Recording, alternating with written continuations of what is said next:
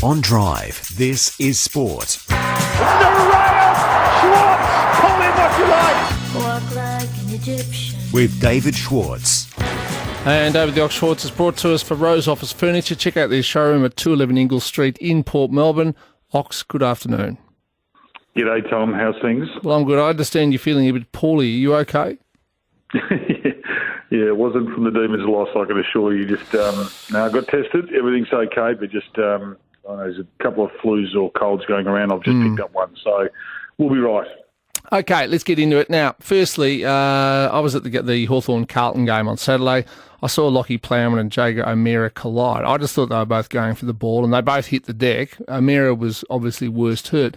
Plowman's been given 2 weeks. Is that legit, do you think? No, I don't think it is. Look, I think it's a really bad precedent that has been set now. Plowman was going the ball. He had eyes on the footy for the whole play. He arrived, and let's be honest, a split second late, and I mean really late, and he didn't even have time to really protect himself. I thought it was an accident. An accident still happening within our game. I think that the tribunal has got this one horribly wrong, and I'm hoping, and I think 17 other clubs, along with Carlton, will be hoping that this is upheld and the decision is changed, because I don't think players should be suspended going for the footy, eyes on the ball, not intending to, collide with the player and hurt him. That wasn't his intent, and I don't think he had any other option. Well, and the thing is, I mean, Jago O'Meara is a big unit, I'm sure he outweighs Plowman by at least 10 kilos. So you would have thought, he's not the sort of person you'd want to, on purpose you'd want to try and bump out like that. To me, it just looked like they both had their eyes on the ball. They were each as shocked as the other when they went thunk and hit someone else. And sadly, it happens in our game. It's interesting, Oxford junior footy now, they're being taught to, when they tackle, just grab the person and hold them in a bear hug. Don't throw them onto the ground. It's really, I just wonder, is that the way the senior game's going to go? No, I don't think it will. I don't, and I also don't think size has anything to do with it. If the player's got his eyes on the footy and he's flying for the ball, and then as he arrives at the footy, if he realises there's another player there, what other option has he got? Exactly. He has no other option. So it's an accident, and accidents do happen. We can't bring this game to a point where there is no contact. Otherwise, the game won't be the game that we know and love. It'll become a different spectacle, one that will lose fans and lose crowds and lose revenue like you won't believe. Yeah, it'll become like a version of basketball, but on a much larger, much larger playing surface. Yeah, using your feet. Yeah. Yeah. Now, obviously, the Hawks lost to Carlton on the weekend, and there weren't that many surprised Hawthorn supporters. They've all changed a little bit. I know you're still partial to Hawthorn from your days before you played with Melbourne. John Ralph in the Herald Sun today has written it's time for the Hawks to jump ship, get rid of Clarko and replace him with Sam Mitchell. What do you think? I mean, Clarko's won 4 flags at the Hawks, including the three-peat 2013, 14 and 15, but it's not going so well now. Do they trade him in and get someone younger on the job? I think time for everyone arrives at some point. We saw it with Eddie Maguire just recently. We saw it with Kevin Sheedy at Essendon, who was there a long, long time. Neil Danaher at Melbourne. I think that a coach does get tired.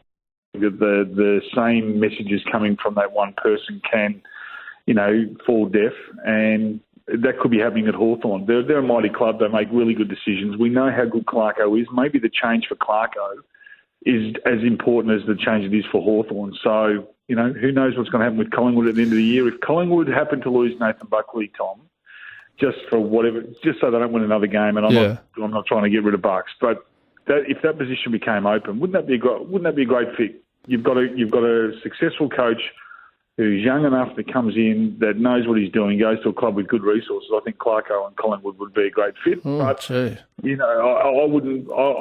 For me, I would say that Clarko's time at Hawthorn is closer to the end than it is at the start, and I wouldn't be surprised if it was at the end of this year. Well, he's been there for 16 or 17 seasons now? 17 long time, isn't it? It is a long time.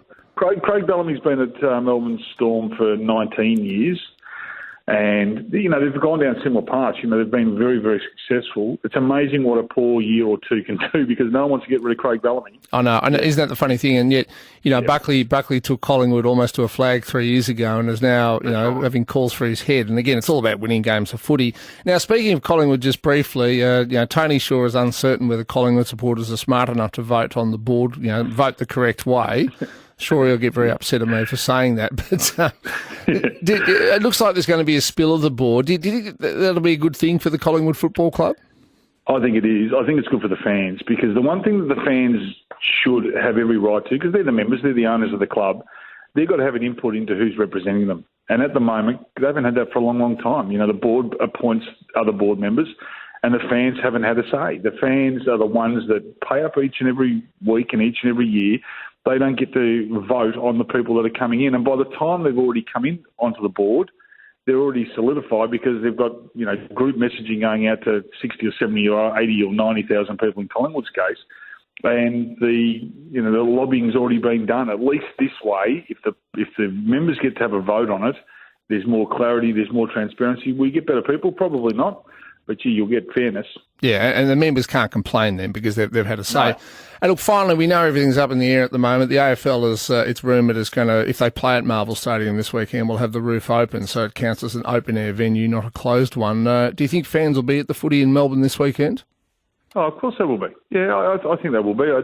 Maybe the elderly that aren't vaccinated might stay away, but I think all young supporters would come along and whether the roof's open or not, unless it's pouring down and it's a miserable night, I would expect there to be a pretty big crowd at Marvel Stadium on Friday night. 1 and 2 on the ladder. Yeah, you'd expect a pretty decent crowd. You won't get as many as what we thought, but you'd be well over 35. I would have imagined. All right, thanks, Ox. We'll let you get back to your sick bed. The Ox and his special friend Mark Allen will be co-hosting the Twilight Zone right here on 3AW 693, 5 to 7 p.m. this coming Saturday.